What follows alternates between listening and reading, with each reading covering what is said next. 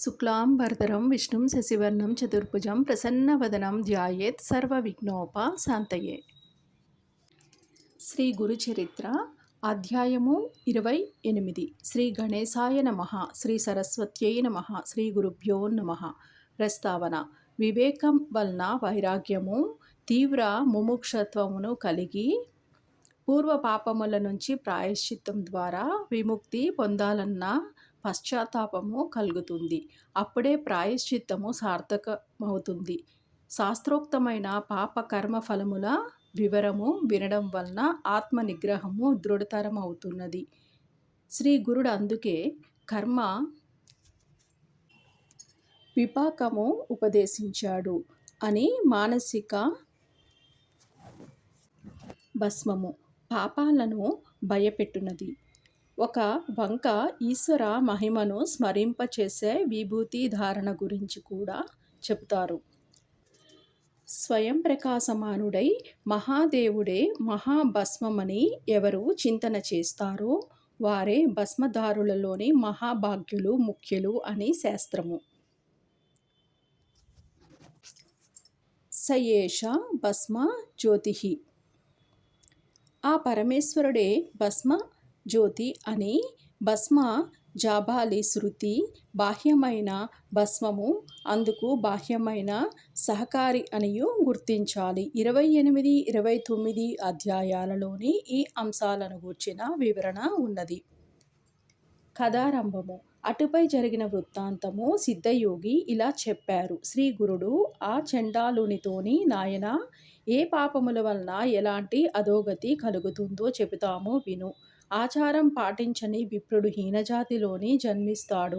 తల్లిదండ్రులను, గురువులను, కులస్త్రీని, కులదేవతలను, సత్యమును, అహింసను విడిచినవారు, కన్యాశుల్కము తీసుకునేవారు, అనాచారులతోని సాంగత్యము చేసేవారు, తల్లిదండ్రులను, బిడ్డలను, ఆవులను, దూడలను విడదీసిన వారు, భగవంతునికి అర్పించకుండా ఆహారము తీసుకునేవారు, అతిథులను సేవించని వారు, సద్బ్రాహ్మణులను దూషించి అయోగ్యులను గౌరవించేవారు, ఇతరుల భూమిని అపహరించిన వారు, తమ గురువులను, యజమానులను ద్వేషించేవారు, నమ్మక ద్రోహము చేసినవారు, గంగాది తీర్థాలను నిందించేవారు, శ్రాద్ధాది కర్మలు చేయనివారు, శాస్త్రము తెలియకుండానే వైద్యము చేసేవారు, శుద్ధమైన వేదమార్గము విడిచి మంత్రప్రయోగమును చేసేవారు, గురువంటే మానవుడేననియు చెప్పి వారి తప్పులెంచేవారు,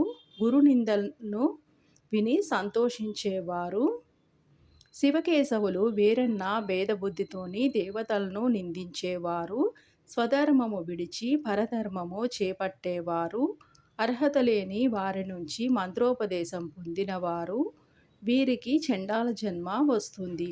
గురువును, కుటుంబాన్ని విడిచిన వారికి ఘోరమైన వ్యాధులు వస్తాయి. ఇతరుల రహస్యాలను, పాపాలను బయటపెట్టి చాటిన వారికి జన్మాంతరములలోని గుండె జబ్బు వస్తుంది. గర్భస్రావము చేయించుకున్న స్త్రీ మరుజన్మలోని గొడ్రాలు అవుతుంది. లేకుంటే ఆమెకు పుట్టిన బిడ్డలందరూ చనిపోతూ ఉంటారు. ధర్మశాస్త్రము, పురాణము వినని వారికి గుడ్డితనము, చెవుడు వస్తాయి. పతితులతోని స్నేహం చేసిన స్త్రీ గాడిదగాను, బ్రహ్మహత్య వలన క్షయరోగము, ధర్మ విరుద్ధమైన రతి వలన కుష్ఠరోగము, నమ్మక ద్రోహము వలన అన్నద్వేషము, అజీర్ణము కలుగుతాయి. ఇతరుల సేవకుల మనస్సులను విరచి వారి చేత తమ సేవ చేయించుకునే వారికి చెరసాల ప్రాప్తిస్తుంది. పుణ్యకర్మలను నిరసించేవారు, వారి మాటలు నమ్మినవారు, ప్రజాహితకరములైన చెరువులు, బావులు, తోటలు, మార్గాలు, యజ్ఞాలను ధ్వంసం చేసేవారు, ఏకాదశి మొదలైన వ్రతాలలోని పగలు భుజించేవారు, దానమిచ్చి దానిని తిరిగి స్వీకరించేవారు, ఇచ్చిన మాట తప్పేవారు, పరధర్మమును అనుష్ఠించే వారు, తమ పుణ్యాలు ఇతరుల పాపాలు ఏకరువు పెట్టేవారు, డాంబికుడు, దుస్సంగుడు, యంత్రమంత్రములతోని ఇతరులను చంపేవాడు, కర్మభ్రష్టులు, ఇతరులకు సంతాపము కలిగించేవారు, మరణించేక యమలోకంలోని సూక్ష్మ శరీరంతోని శిక్షలను అనుభవించి తర్వాత చండాల యోనులలోనూ జన్మిస్తారు. నామధారకుడు: స్వామి, నాకొక సందేహం ఉన్నది కానీ కథకంతరాయమనియు అడగడానికి సందేహిస్తున్నాను అన్నాడు సిద్ధుడు. నీవు అడగడం వలన కలిగే అంతరాయం కంటే మనస్సులోని సందేహం వలన నీ శ్రద్ధ చెలించే ప్రమాదమే ఎక్కువ. కనుక సందేహ నివృత్తి చేసుకోవటమే శ్రేష్టము అన్నారు. అప్పుడు నామధారకుడు: స్వామి, మరణం తర్వాత పూర్వకర్మ ఫలాన్ని యమలోకంలోని ఒకసారి అనుభవించాక మరుజన్మలోని చండాల యోనిలోని జన్మించి మరొకసారి అనుభవించడము సమంజసమా అన్నాడు. అందుకు సిద్ధుడిలాగా వివరించారు. భౌతిక దేహము ఒక పరిమితిలోని కష్టసుఖములను మాత్రమే అనుభవించగలదు. అందుకే దానిని మరణావధి శరీరము లేక పతనావధి శరీరము అని అంటారు. దీనితోని అనుభవించ వీలులేని అపారమైన కర్మఫలాన్ని పరలోకంలోని సూక్ష్మమైన యాతన శరీరంతోనూ జీవుడు అనుభవిస్తాడు. భౌతిక శరీరంతోని అనుభవించవలసిన వాటిని మరలా జన్మించి అనుభవిస్తాడు. నామధారకుడు: ఏ పాపముల వలన ఏ జన్మలొస్తాయో ఉదహరించండి అంటే సిద్ధుడిలా చెప్పాడు.